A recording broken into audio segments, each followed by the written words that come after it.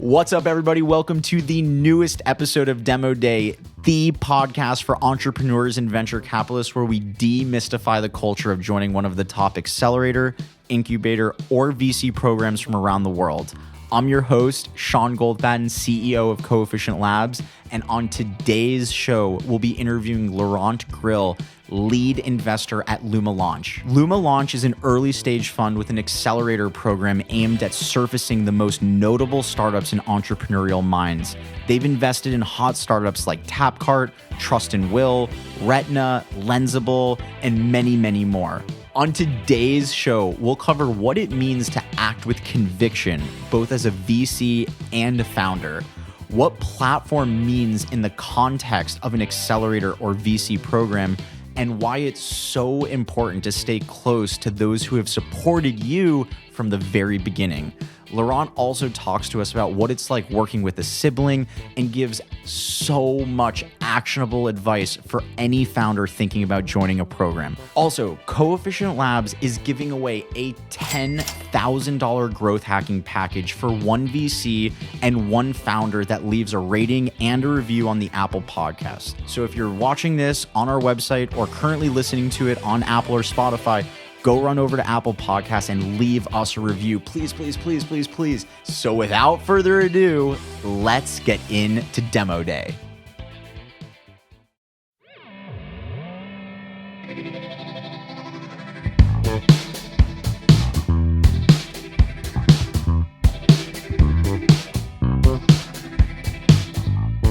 Laurent, thank you so much for joining us today on Demo Day. We really appreciate having you down. Absolutely. Thanks for having me. I am going to start us off with a question that roots back to when we did our video together, our video spotlight. You had talked about this concept of being a conviction investor. And so I thought it would be really cool to start the podcast off by just talking a little about what exactly is a conviction investor and why is conviction a trait that is so important to you? Well, I mean, the industry is made up of people who lead and who follow. So by definition, what I mean when I say conviction, it's someone who's willing to make an investment without having the necessary other funds coming into a deal to validate sort of my thesis. And so conviction really comes from identifying something that I understand, diving in, really seeing what the opportunity is, seeing the vision, and making an investment without needing another 2 or 3 other funds to validate that investment. That's what I mean by conviction. So I think there's only a few funds, especially at our stage, which is pre-seed, occasionally seed. I think there's only a few funds, specifically in LA, that are actually putting in checks with a level of conviction. I'm not going to name them, but most people know who they are. Now, kind of transitioning that over to the founder, why is it important for founders to have conviction? And when you're, interviewing founders to join your program and you're looking for that trait, why is that so important in a winning team? Well, it's funny because there's actually a balance of conviction and being able to be worked with and molded in a way that we think is necessary as an early investor and an early entrepreneur. Conviction is. Here's the thing. There's a difference between conviction, confidence, vision. These are all traits that are required for an early entrepreneur in order to be successful. When I stress test an entrepreneur and see how they respond to whether it's an idea that I may have that they should try in their business, or if it's something that I think they are missing the boat on, and they push back. Look, there's a lot of ways that you can respond to an investor and his feedback or her feedback. But if they come back to me and they're completely manipulative, they are, I think that you're great. And, we should absolutely do that. And they try to kind of get me to feel like I'm super smart. I'm out, right? Like to me, I need you to think thoughtfully, which is I guess that's a stupid way of looking at it. But I want you to take what I said and apply it to the knowledge that you've built up over however many years you've been building this business, and then understand where my perspective is and turn it around. So if I'm challenging you on a go-to-market strategy, don't turn around and say, oh, that's a great idea, I should try that. No, turn around and say, okay, well, I actually haven't thought about that, or I have thought about that, and hopefully you have, and understand that I'm just trying to see how you think. I'm trying to see how you are approaching the problems that you're going to be facing, and come back to me with a more thoughtful, ideally convicted response.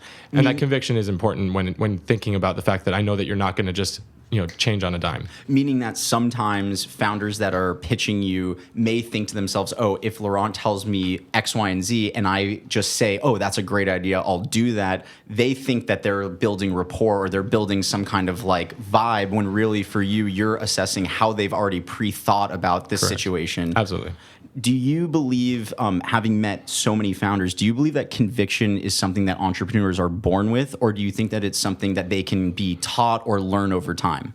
I think a lot of that comes with experience, right? I think a certain level of, one of the biggest things that you'll see in a younger entrepreneur, and I do mean literally younger entrepreneur, someone who's in their early 20s, is there's a level of fear of either looking too arrogant or the opposite. And I think that there's a balance that is developed over time, that you understand how to respond to whether it's an investor or a business partner that you're trying to strike a deal with, or an employee that you're trying to hire, or whatever it is, right? There's so many different relationships that you have to develop over time.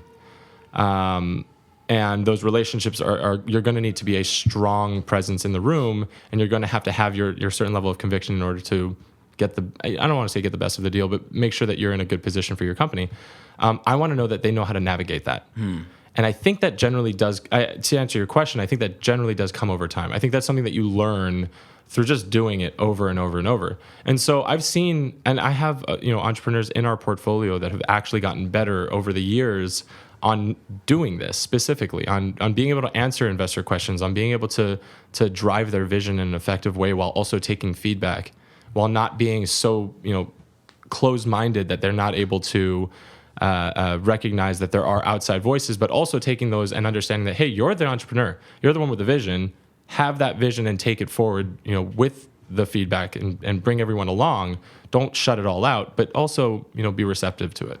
So it sounds like conviction is not just about having a belief in your company. It's also about being thoughtful about your thoughts, right? About having a really well thought out structure for how you think about the vision of your company. I also believe that action is tied to it, right? Because you may run into all of these entrepreneurs that have this conviction, like this is going to work and this is going to happen, but they don't have the action to back it up. When you look at entrepreneurs, what sort of actions are you looking for aside from just their belief in themselves and their product or business? What can a young up-and-coming entrepreneur show through action that you really think, man, like that's what I like to see when I see a new entrepreneur? Well, I think it depends on the stage. So if this is someone that is a first-time entrepreneur, doesn't have a product in the market, there's going to be different KPIs that we look for, right? Ultimately, we're going to be looking for different signs of success. Traction, correct. That's a tough answer because it's not one that has a quantitative response. I think what makes a lot of good and what makes the best early stage investors are those who are able to identify the it factor, whatever the hell that is. And I think that, a lot of that comes through the conversation, that comes through that stress testing of seeing how someone thinks, because ultimately this is a problem of being able to identify an entrepreneur who can think through the issues that will arise. Like there will be problems that come up. There will be barriers that are put in front of them. How are they going to take on those challenges to get their business to the next level? Now, obviously there's we want to see that they have a very thought out vision, that they've thought through go-to-market strategy, that their product is ideal. Hopefully we're looking at a product at the earliest stages. But I think ultimately it comes down to gut, right? I think it comes down to how did this person react, and how do we feel like are they going to be capable of taking this to the next step and avoiding some of the early pitfalls? And it seems like that's even more prevalent at the earlier stage, because when you're at Series A or B or C, you already have the product. You've usually found that fit and are starting to scale. Whereas in your situation, it's such raw, like there's not Excel spreadsheets that are fully flushed out with customer data. You have to go more, on your gut. take us way back to early life. So where'd you grow up, and are you an LA native? Yeah, so I'm originally from Hawaii. I moved here when I was 13 years old to LA. So I've been here for more than half my life. But I think ultimately my roots still will always go back to Hawaii to an extent. I went to USC, so I stayed in LA. I've had a few stints in different cities, but ultimately I've always come back to LA. I've been in tech in LA since 2010, 11. So the Silicon Beach movement, which I'm not a huge fan of that name because it always will make it sort of like the little brother of Silicon Valley. But it was so nascent even in 2010, 11. I mean, if you look at some of the funds that exist today, they didn't then. And the ones that don't exist today, like Launchpad, and is Launchpad still around? No, Launchpad, Science. I mean, no, Science is still here. Still here? Oh gosh, Mike Jones. I'm sorry, man. But there are several programs that were way more prevalent, way more top of mind, and now it's diversified for sure. How would your teachers describe you growing up? So before we get into USC and business life, what were you like when you were growing up? What I'm more looking for is, did you always have this business entrepreneurial vibe about you, or were you like every other kid, or kind of like kids in your neighborhood growing up? Well, to be clear, and this kind of goes to where I am today, I don't know if I'm a founder. I've been a founder before. But I don't know if I have the necessary traits that it takes to be a founder. And what I mean by a founder, I mean a 0 to 1 founder. So there are different types of founders, and I can get into what that looks like. But my brother is very, very different than I am, and he has this. I guess it's somewhat of a risk averse is a way of describing it. But he is not. So I think that, it takes a certain level of psychosis. I don't even know I don't know what the politically correct way of saying it is, but you have to be a little off. Jump in the pool when you don't know how to swim. You have to be willing to go head first. And it takes an incredible level of risk, and lack of fear, I think, is the best way of looking at it. To be a great founder, and you have to be willing to be told that you're dumb, or that this is a bad idea, or that you're going to fail, or what are you doing? You had this great job. And I don't know if I have that, honestly. I've worked in early stage startups, and as I said, I have founded a company in the past, but I don't think, like, now going through that, I genuinely think I'm better at joining onto a founding team and helping them operationalize and build, which is very different. And something, which is, I think a lot of people need to hear that, because there's this romantic, oh my gosh, like all my friends at USC or all my friends at LMU or whatever school, you name it, they're all starting businesses. I've got to start a business, when really your skills are so much more amplified by joining joining sort of that sort of founder or that leader. What did you do for fun as a kid growing up? I've always been into sports. So I was a big soccer player, obviously, but I played water polo growing up, and tennis and basketball, and sports have always been a large part of it. And I was also a big musician. So as I was mentioning before this, my parents are both musicians, and I grew up in a family where music was a huge part of our lives. My sister went to USC to sing. My brother was a big musician. Our first company was music tech. So that's always been a big part of my life. But I think what's funny is the things that I do today for fun, I was doing when I was like 7 and 8. I don't think I've changed much. I've never been like a big gamer. Occasionally I'll play like FIFA and stuff.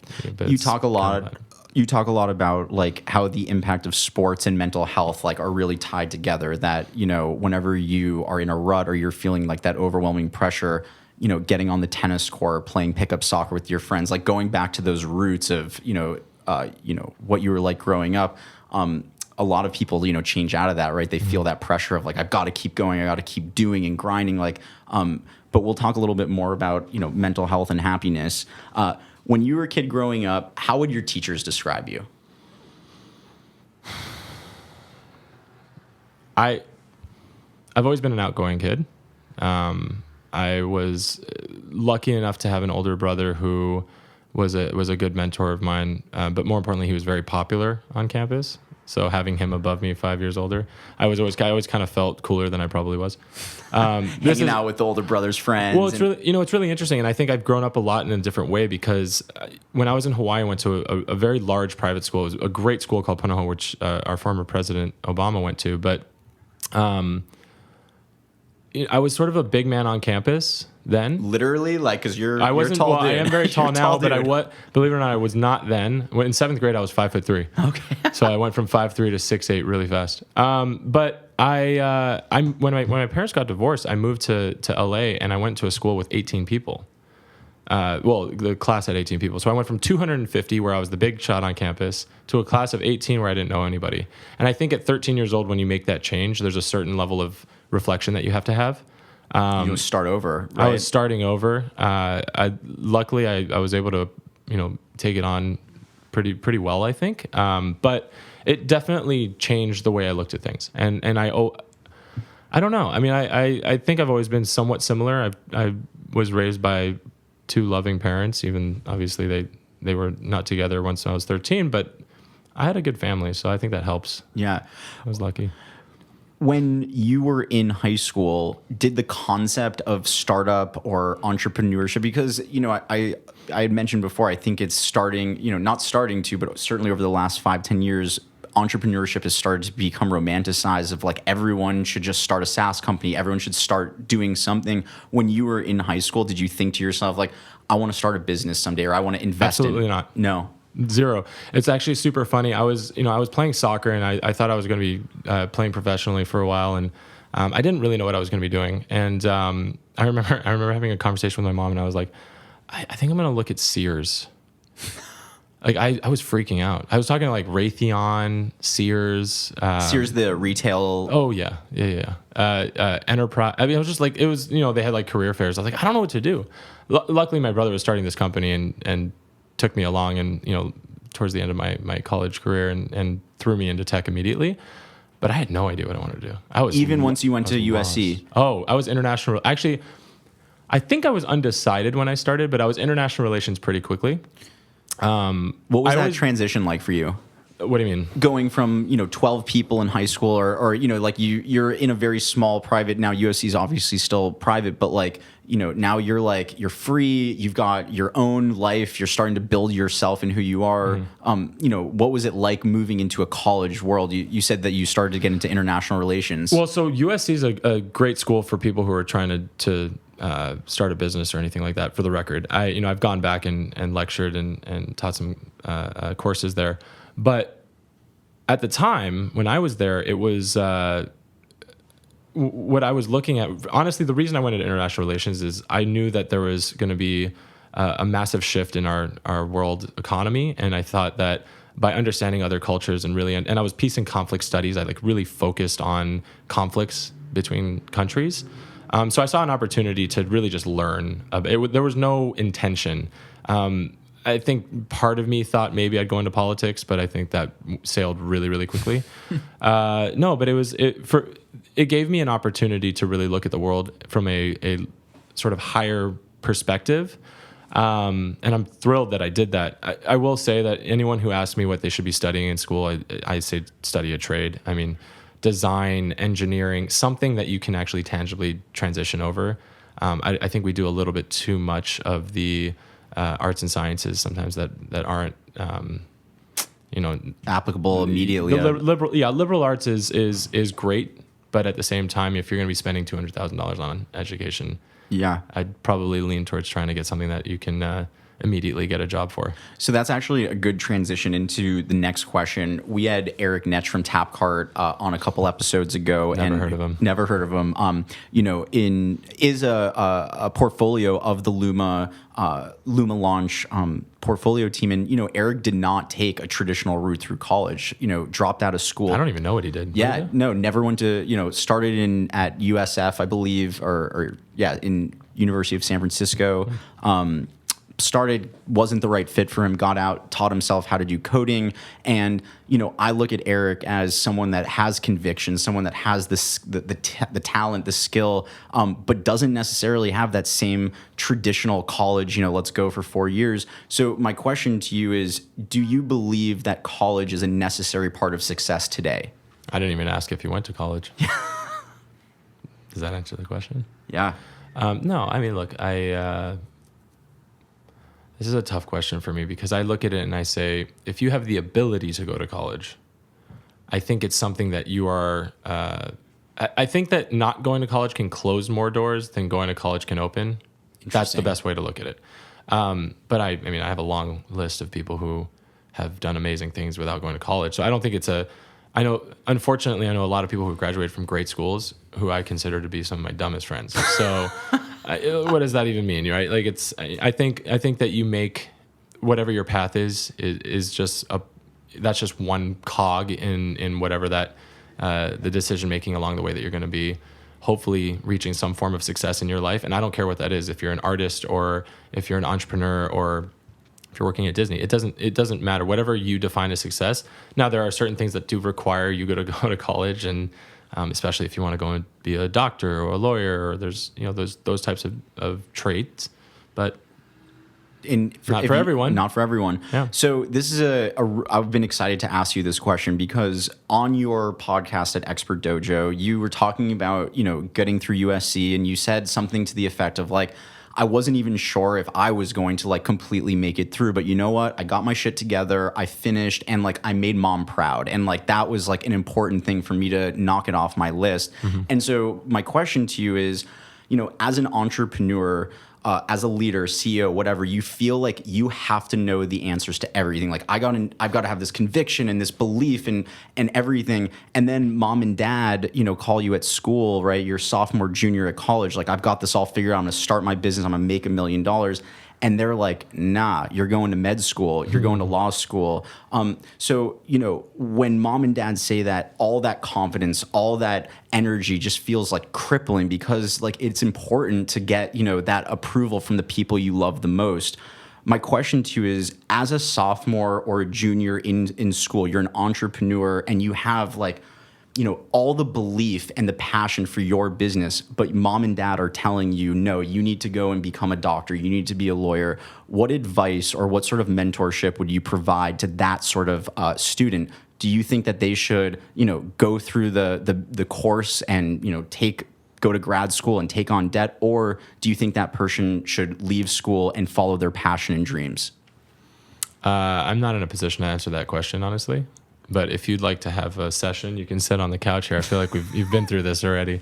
No, I don't know. I think that's for every. I don't even have kids, so I can't. I don't think I can speak to that, other than say that everyone has a different path, right? So let me put you on the hot seat then. So you're teaching a course at USC. You have a student that walks up to you after class and is like, "Yo, so here's what's going on. This is my business. I believe that it's successful. I believe I can make it, but my parents think that I should stay for the next 3 years in school or maybe 8 years." I've actually had to deal with this. I'm an advisor in a company that the two founders dropped out of school.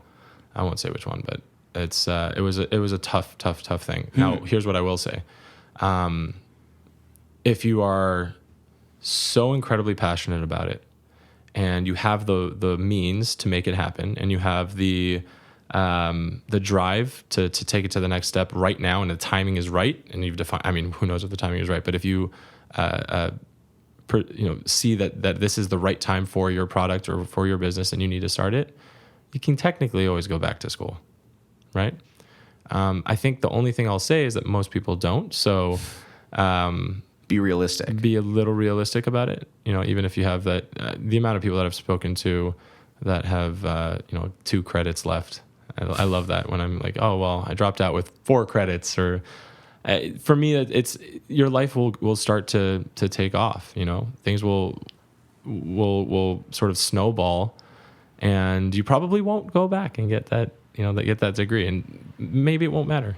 I think that's the best part about college is that everyone takes out what they can from it.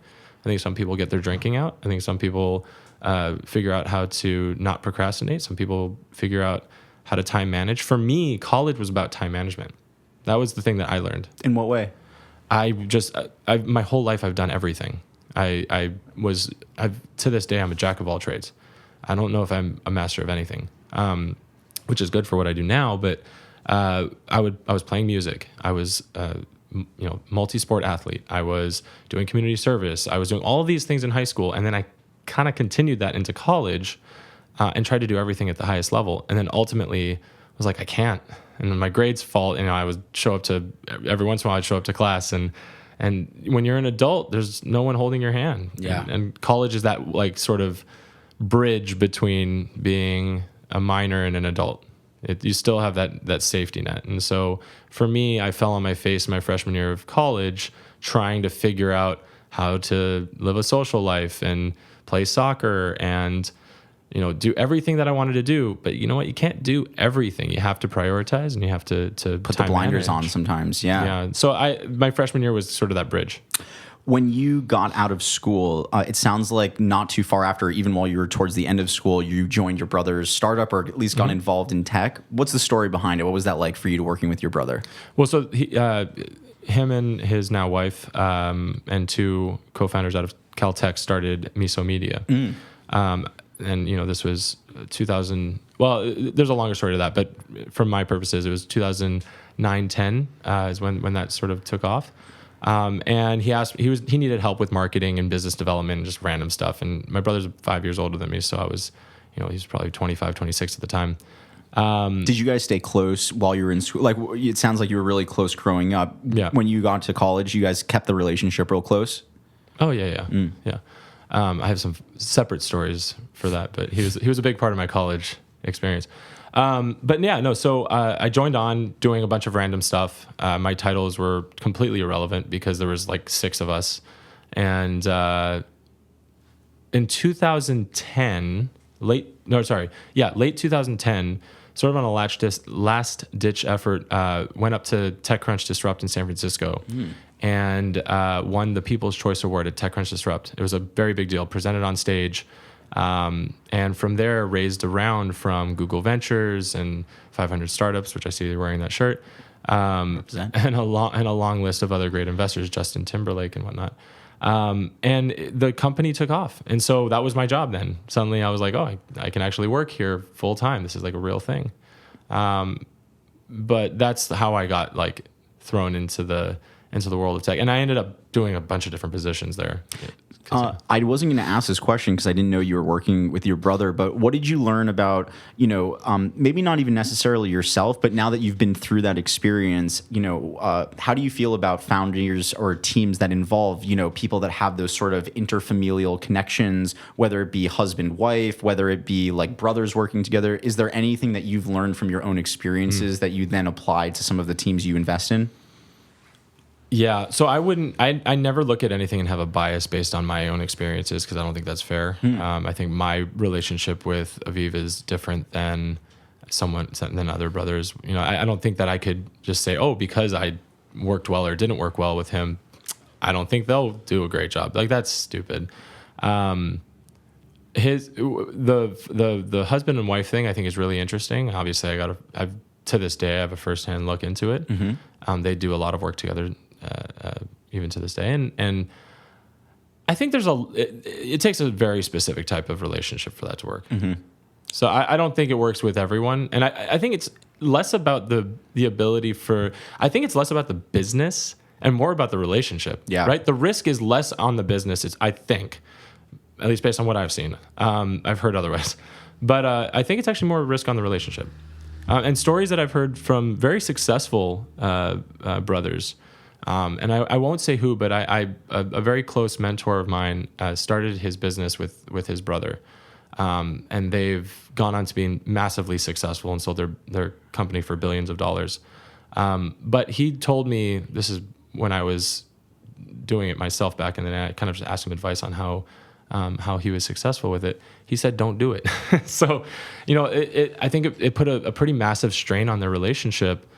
To go through that process, because it's just, when you add the level of stress with a personal relationship, whether it's a family member or a loved one, you never can get away, right? Entrepreneurship is a relationship in its own right. You have a relationship with your business, you have a relationship with your co-founders, ideally the outside personal relationships are a bit of an escape for you to balance it out. And I do have some concerns around the ability to never leave the chaos of a startup. Which, when you work with loved ones, when you work with brothers, family, wives, anything, it's just part of the equation, right? You have to, as you say, be able to turn it off. So give us the story about Luma. How did Luma, as an entity, come into your life? What's the story behind it, and how'd you get involved? Okay, so it's a little bit complicated because Luma, the parent business, has been around for about 20 years. Media, right? Luma Pictures is the original name. Now we're just called Luma because we do a lot more than, obviously. But Luma Pictures, and I don't want to give the origin story of Luma Pictures because honestly I'll probably butcher it. But the company has predominantly been a visual effects house, creative studio for most of its lifetime. So for the first, call it 16, 17 years. In the last 4 years, we've started to transition into a more general creative studio, which is doing, we launched a brand agency. We have original pictures that we're developing. And then finally, this sort of outside of the box project that was started now almost 4 years ago, Luma Launch. And again, it sort of came from so my former colleague was working in the business and in a different capacity and saw that he had some deal flow and was like, hey, like, what are our thoughts on potentially getting involved in making investments in tech? And our CEO, who obviously thinks a little bit outside the box, was like, yeah, this seems really interesting. We should look at this. And so honestly, that's how it happened. It was just sort of I think, and again, I wasn't in the room for that. So that was, that's where this all started. But so they almost brought you on as like a startup within a startup 4 years ago. Like they didn't even know if this would be what it is today. Yeah, I don't know. Yeah. So I joined a little over 3 years ago. We had made a few investments, kind of, one-off. They came through and we made some investments, and I came on to help formalize the overall platform of Launch. And it was with the intent of building out what at the time we were thinking of as somewhat of an accelerator. It's definitely developed a lot over time, but it was really about formalizing, the ideas that they were putting together.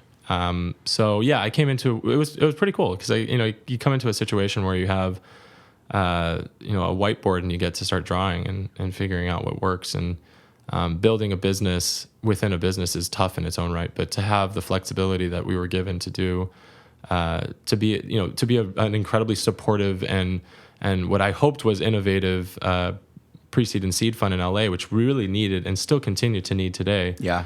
Has been awesome. And we've obviously, formed it into what it is today.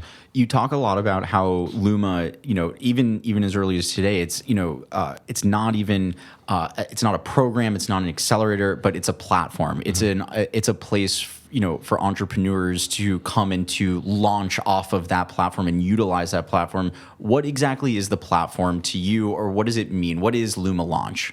Yeah, so we have spent a long time now developing out a net of connectors, and those connectors are people who can help you build your business, people or partners that can help you build your business. So we have a mentor list of amazing people that range from operators in tech to creatives and media, to honestly, like, just mental health professionals, everything that you would need in order to be the best possible founder at the earliest stages.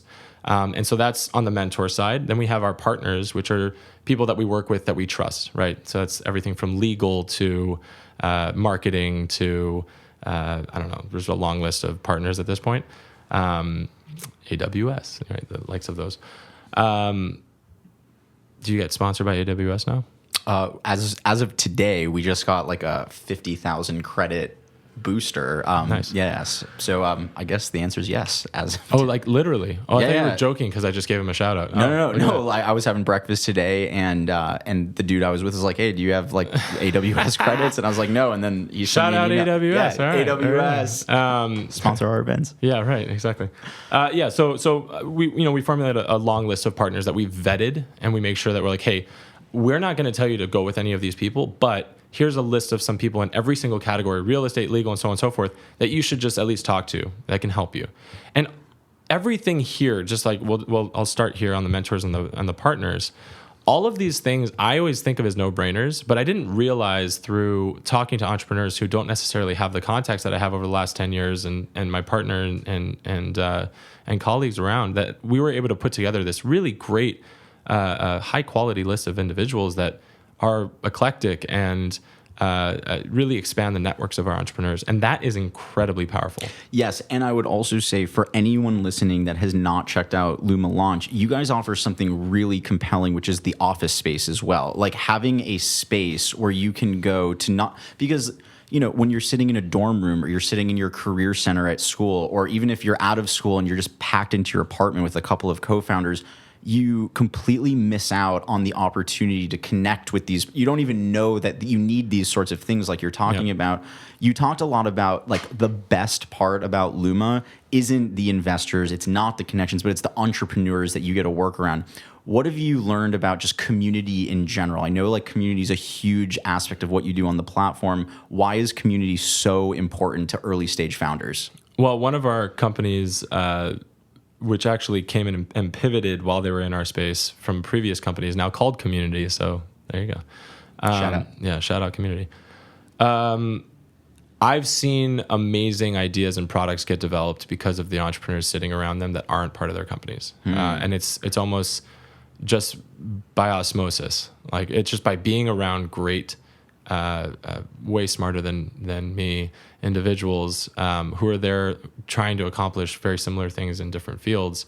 The level of feedback that you can get from someone who's building a SaaS business, even if you're building a consumer business, is incredibly valuable. And I actually underestimated what that would look like.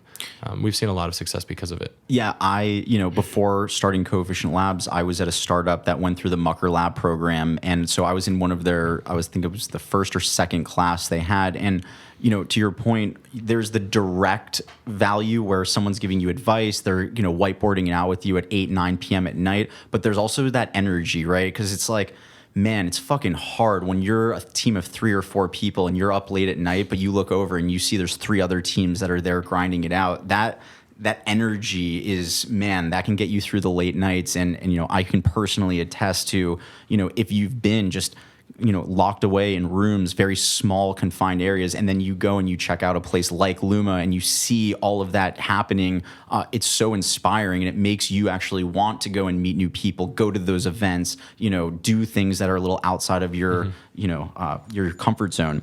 So when you look for startups, what are maybe not even what you look for, what types of startups do you think are the best fit for Luma? Because there's so many different, there's so many different avenues to go, but who do you think is like the right fit for Luma Launch?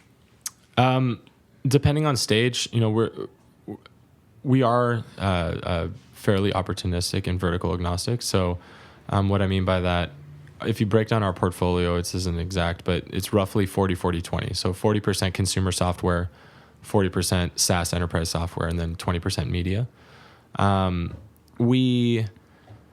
It's just, there's no rhyme or reason to that. We honestly are looking for great entrepreneurs at the earliest stages. I think more often than not, the reason we'll pass on great businesses is because they're just too late for us, which is unfortunate, but we have to be smart about the fact that, we want to get, it's not even about ownership. Actually, it's more about, we want to be able to influence the business. We want to be able to work with you and be an effective partner. And if we're not coming in early enough, ideally, we're just going to be a small piece of the pie and we're just going to be along for the ride. That's not why we started Luma Launch. We started it so that we can be influential and actually help build your story and help build your brand. And so our average check size is about $250,000. I know I didn't mention that, but I think more often than not, we're just trying to find great entrepreneurs with a great product and a great vision, which is super generic. I get it, and that's what everyone says. But it also has to be early enough that we feel like we can be a partner of yours. It's really awesome. One of my favorite things that you said in your last podcast that you did is, as soon as you turn off the support, you're doomed for failure. That you essentially, support as an entrepreneur. What did I say? You said as soon as you shut down your support, you solidify your failure. And it was in the context of like, when you are only getting your ideas and your thoughts from your co-founder, and you're only stress testing yourself, and you're only meeting very few people, and you decide, you know what, I don't want to listen to these people. I don't want to get all this. I don't want to hear the feedback from people. That it's the fastest way for you to really start to dig yourself into a hole, because you're guaranteed to have those hard times. You're guaranteed to get hit in the face over and over. And as soon as you turn off that support, you all of a sudden are alone out there. What are your thoughts around support and just around like how tough it is to be a real successful entrepreneur? Well, I stress this with all of our founders, the mental health. I think you touched on it earlier, but the mental health component of being a founder is so vital. I think having balance with your social life, whatever that is for you, and your business life is key to success. And so, if we're talking about support, what that is, that could be family, that could be friends, that could be whatever is your launch point. Yeah. For whatever got you from 0 to 1. Don't get rid of that. Continue that, right? Like, take the people and the things that were working when you first started your business that got you over the edge to do that in the first place, and don't lose that, because I think that there's always this false sense of security, especially when companies raise decent rounds of capital. There's this false sense of security that like, oh, we kind of made it. I just raised $10 million Series A. Yeah, you didn't do shit, right? Like, you haven't done anything. And I've seen it so often that I've seen Series A, Series B, Series C, Series D companies fail. So like you got to continue that drive, and you need the people there to continue to keep you in check. And I think that's maybe what I meant by support, but I don't even remember saying that. It was good. I highlighted it and bolded it. I put it in quotes. It was great. It was delirious. It was a hot room over there. I remember that. It was like a sweat yoga class. Yeah. So we're going to move a little bit more into tips for first-time founders, and I've got like kind of an outline for it. So one of the things you did talk about on the last podcast was like one of your biggest pet peeves, one of your immediate red flags that turns you off to anyone is never lie. That, lying to a VC about, someone being in a deal when they're actually not, or really it's just a very small community. My question to you is, the concept of fake it till you make it is like a tried and true phrase amongst especially seed, pre-seed stage companies. So where does the line get drawn for you between this idea of like trying to get you excited while also understanding that like, it may be like pushing the limit a little bit. Is there a line for you, or is 100% authenticity the only way to go? Well, so raising capital is a game ultimately, right? So the game is a give and take between the entrepreneur and the investor. I think it's a little bit on the investor to ask the right questions and push the right buttons in order to ideally get the authentic answer. But I mean, the best fundraisers, even at the latest stages, look, Elon Musk is still doing his thing, right? And so the best fundraisers are able to tell a story and sell you on a vision. That vision isn't necessarily factual. It's ideally will become factual. And so lying is very different than storytelling. If you tell a great story and you get me to buy into your vision, then that's fine, right? I mean, that's what you need. It's a journey. It's going to take a while. We generally know that like most of the stuff that is in a deck is ideally projections, right? Like if those projections in the best case scenario, best case scenarios best case scenario we'll see some like historical data, and that's awesome. But at our stage, it's a lot of projections. There's a lot of green arrows up and to the right. We take that with a grain of salt, and the idea is, I think it's very similar to the question of when someone asks, and I think it's a consulting question, how many ping pong balls can you fit in a 747, right? it's less about the answer. It's more about How you think about how you think about it, right? And how you're going to get to that end vision or endpoint that you're putting on the paper. And so that's kind of, so when I say don't lie, I literally mean don't lie. Yeah. Like if a question is asked, and this happens so often, it's so dumb. And I think you actually even said it. Like if I say, oh, like you say you've raised $600,000 so far in this round.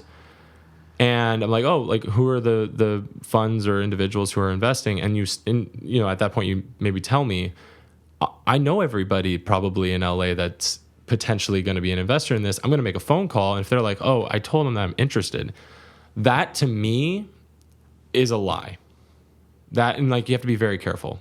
So that's just great. That's great that's advice. just an example. Like soft circling money is a really that's one of the hardest things, is understanding when someone really is in and when they're really out. YC does a pretty good job of like, if an investor, like a handshake deal is the equivalent of saying we're in, otherwise you get banned from the YC community. So they kind of force that. But it's a hard balance. And look, I don't think it's always malicious. I just think that you have to be very careful about it. Because sometimes in the game of raising, everything's happening very quickly. Like you're on multiple phone calls. You're trying to get the best terms for yourself that you can almost, unfortunately, maybe get ahead of yourself in certain ways. And being just aware of it, that like this is a very small community, especially if you're in Los Angeles. Someone like yourself, you can pick up the phone and talk to anyone. Really, really good advice. I had a question around timelines. So you had talked about how especially at early stage, you're writing a $250,000 check. That's not getting you 10 years of runway. You've got months in order for you to prove yourself. And I've even heard from other VCs that they would rather see zero traction than little bits of traction that have happened over the first couple of months. Why is it so important to be fast? Like if I'm a startup that's just kind of, excuse my French, dicking around here, kind of like telling all my friends about my idea, but not actually acting on it. Why is speed so important to someone like you that's investing at a very, very early stage? I don't know if I totally agree with that statement. I understand. I understand in most cases. I get it. I think sometimes though, especially at our stage. Okay. Right. So if it's like when we're talking 0 to 1, so there's often a period of time, and this has happened with a few of our businesses that have now done very, very well, where they're just trying to figure it out. And also getting those first clients, especially if it's like a SaaS enterprise business, getting that first or second or third client is very, very hard. Getting that fourth, fifth, and sixth, once you have them, is often much easier, right? Because then you have something historical to look at. So when I see a business, especially if they're selling into other businesses, consumer, I would agree a little bit more that you want to see a bit of a pop, because they should be able to identify a low-hanging fruit that it's actually a very scary time. I will say this: it's a very scary time to invest in consumer software, because or even consumer services, because often there's a subset of people who are early adopters, the power users, or yeah. Well, just I call it low-hanging fruit, but there's the innovators, right? The people who are looking for new stuff, essentially the people who are on like Kickstarter. That can be a pretty large group. Like you can reach 100, 200,000 in monthly revenue very quickly off of innovators. The question is, how big is that market truly? And if you're an early stage investor and you just completely hang your hat on the early numbers, you can get caught in this weird early stage, almost false start of product market fit. Because that's sometimes not product market fit. It's like a false signal almost. It's almost like a false signal. So yeah, so you got to be a little bit careful, because there's always that, with different industries, there are these different levels of traction that can really show like, oh, this really is a huge market, and look how fast they were able to get to it, and they just continue, right? And then it's 200,000, now it's 2 million 6 months later in revenue a month. Like that's great. And once you hit that point, unfortunately, I get priced out anyway. But I have to take that gamble. That's the hard part of what we do. I have to take that gamble on businesses, because if I wait, it's too expensive. And it's tough. I've really been curious. Are there any startups that came in front of your plate where you were like, I'm I'm out, and you passed on a deal that maybe like turned into something really, big, or so far have you been able to, avoid those sorts of side steps? Oh, of course, there's tons. Anyone's that you're... No, I can't say them, but there are. Unfortunately, fortunately, yes. Every fund has an anti-portfolio. So if you ask a fund, Sequoia or Benchmark, anyone, they've all passed on some of the biggest companies in the world. If you don't have that, you actually have, there's a problem.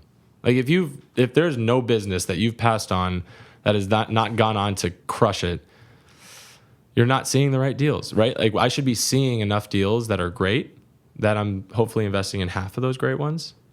That's how I look at it. But yes, there are some. What are the qualities in founding teams, in founders, in teams in general, that end up being the negative, that end up leading to their demise? Not necessarily what you look for in the successful ones, but the traits that end up being sort of prevalent, or patterns that you see in teams that end up like just trickling out, not hitting the places they need to be, and inevitably shutting down. Biggest issue with founders I find is analysis paralysis, right? Like I think that going back to the original, way back when you first asked me about conviction, I think you have to have a certain level of conviction with your decision making, that you have to be able to move fast. There's no time to go back and forth on ideas, whether it's a product feature or a marketing campaign or whatever it is that you're needing to roll out. Analysis paralysis can kill you at the early stage, because you have, call it 12 to 18 months after you raise your first round of funding to prove a lot. And if you don't prove that, then you're probably shit out of luck. And so every day that you spend going back and forth is another day that you're not reaching that next step. And it can become a really, really big issue. A big issue because of the time that it takes just to get things done, or how it looks to the rest of the team. Like why is that such time it takes? I mean, you just don't have time. Every day is so important. One of the reasons that I struggle a little with a lot of accelerators, and I'm not going to put down any, accelerators have a place in this ecosystem. And I think not all businesses can benefit from it, but a lot of businesses can. One of my biggest problems with accelerators is they often spend too much time preparing you for demo day. And I look at a company at that stage and recognize that like 3 months of preparing for a demo day is 3 months taken away from the most critical time in this business. And I genuinely struggle sometimes when I see companies go through, and I'm not going to name them, but the names of the accelerators, because I look at them and I go, okay, well, we need to make sure that we're getting them from point A to point B as fast as possible. Isn't that the point of an accelerator? And some of them do a great job of this. But that is one of my biggest issues with sort of time, right? And if you're not taking every single day and contributing to the next day and making sure that that product is taking a step in the right direction, you're probably not going to make it.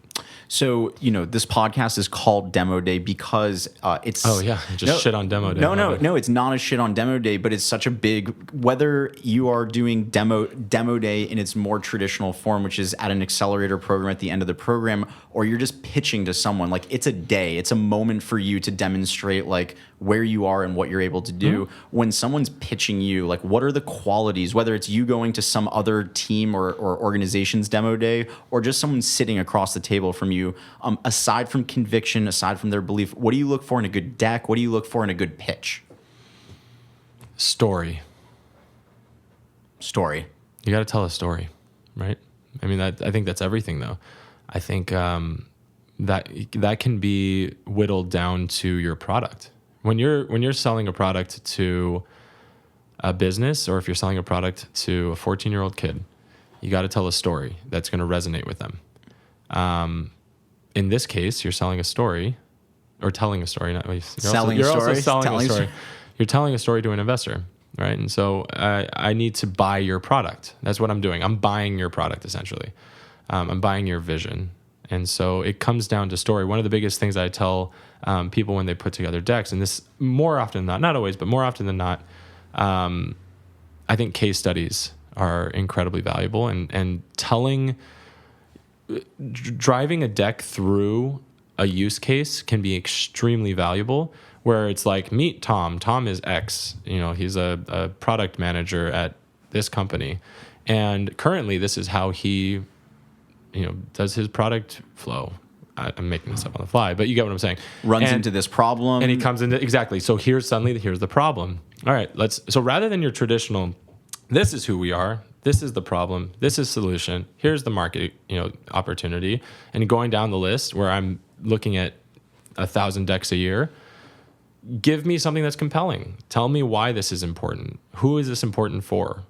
This is what storytelling is. You have to engage the customer and explain in a very short amount of time, and hopefully in a compelling way, what makes you different than the other 999 decks that I'm looking at that year. Yeah, Tyler, I believe it's Tyler Caldwell. I think he does like the launch conference, but he did a class that I took a while ago on creating a pitch, and he was talking about the concept of story, and he really applies it to when you are going to like a movie, or you're being, when someone's telling you a story, you're very much in this like lean back where you're listening to the story, you're following the character. However, when you start showing all of the bullet points, the numbers, the decks, you're all of a sudden in this objective mindset where you're trying to like pick apart like what exactly is the success. And so, for any entrepreneur listening to this, when you tell a story, you're actually like settling down they're able to kind of listen to this story and this narrative, as opposed to like looking for like, did they make a typo on this like Excel spreadsheet, or they, do you agree with that? Or have you found that, I don't think, I think subconsciously you're correct, right? I think subconsciously the idea is that if I'm compelled in this higher level vision of what you're trying to build and who you're trying to build it for, I'm going to be less concerned about your cost of customer acquisition compared to your LTV, right? Now, granted, I'm going to get there, so you better include it, but it doesn't have to be the forefront of everything. Got it. You spoke about how the best entrepreneurs understand that they need to turn it off every once in a while. If the best entrepreneurs are able to turn it off, why balance is just so important to you. So why is balance so important? Why is it so? Because I think the question is rooted in there's these different philosophies, especially if you listen to the Gary Vaynerchuk, ethos. He started out and built his whole career on this idea of hustle. You have to grind, you have to hustle. And now he's definitely going on the other side of the balance and do what's right for you. What's your POV on balance, and why is it so important to find that common ground instead of just driving yourself into the ground? Yeah, well, I think productivity and quality of work is the best way to look at it. If your quality of work and your productivity is going to be significantly higher for 9 hours a day, because you're taking a few hours a day off to eat and work out, and I will say working out is a huge part of that health balance. But eating right, working out, spending some time with others, not thinking about your business to give you perspective about your business. Those are things that are vital to success, because ultimately, if you do 12 hours of work and 4 of them are stressed 60%. out, stressed out, thinking about all the other things going on around you, well, what's the point, right? Because then that's just going to it's going to snowball. It's going to continue to, it compounds on itself. Correct. And so I just look at it and go, if you don't have balance, it's not that you don't work hard. You could be working 10 hours a day, you could be working 12 hours a day, but you do need to occasionally create some balance, that those 10, 12 hours, ideally not 12, but those 10 hours a day are incredibly productive, and you're accomplishing the equivalent of if you were to do 14 hours with 4 hours of shitty work, it would end up probably being 6 to 8 hours of shitty work. Yeah. What are you most excited about right now? Like, what's getting you up in the morning, whether it's related to Luma Launch or just in your own personal life? What's got you just really, really excited for this year? Oh, that's a good question. I should probably have an answer for Hot that. Hot seat. Yeah. Are you just asking like in general, or like just in general? What industry gets me excited? Nope, just in general. Okay. Like, what are you just really pumped up about right now? Oh no. Well, I will say it's the summer. So, I think being in LA, one of the great things is it's been pretty gloomy for the last 6 weeks, June right? gloom, yeah. Which we have no business complaining about weather, but I am pretty excited about going to the beach every once in a while. Hell yeah. I'm pretty white right now. As a guy from Hawaii, I think it's time I get some sun. Laurent, where can people find you, whether it's to learn more about yourself, learn more about Luma Launch? Where should people find you on the socials? At Laurent Grill on Twitter. I don't have very good things to say, but feel free. LumaLaunch.com. If you want to join our portfolio, it's a great place to go. What I will say is I have a line, and this is my barrier to entry, and that is find someone that knows me. And I say that not because I'm someone special. I say that because it is my barometer to understand your level of capability to hustle. So not the type of hustle that we just described, but the hustle in the sense that being an entrepreneur, you're going to have to open up a lot of doors, whether, again, it's investors or potential clients or whatever it may be down the road. I have a lot of connections specifically in LA, but around the country. And I find that I'm not that hard to reach, and I'm very open to pretty much any introduction from someone that I know. So my one stress test is find someone that I know that can introduce you. I wasn't going to ask you this, but I think it's valuable. Why is just cold outreaching? Because there's people watching this right now like, oh shit, I've just been sending out these blanket emails. Why is that bad? Why is that something that is something wrong with it? And I think that there are times when that works. I mean, I think you have to do it it's just like cold calling, right? Cold calling, it's a numbers game. But the problem is, and this is a bit of an issue in terms of the difference between cold calling and for sales. Warm handshakes or... Yeah, well, the difference between sales and on the investor side, there's only a few of us, right? Like if you're a pre-seed company looking for pre-seed institutional funding in LA specifically, there's 5 of us.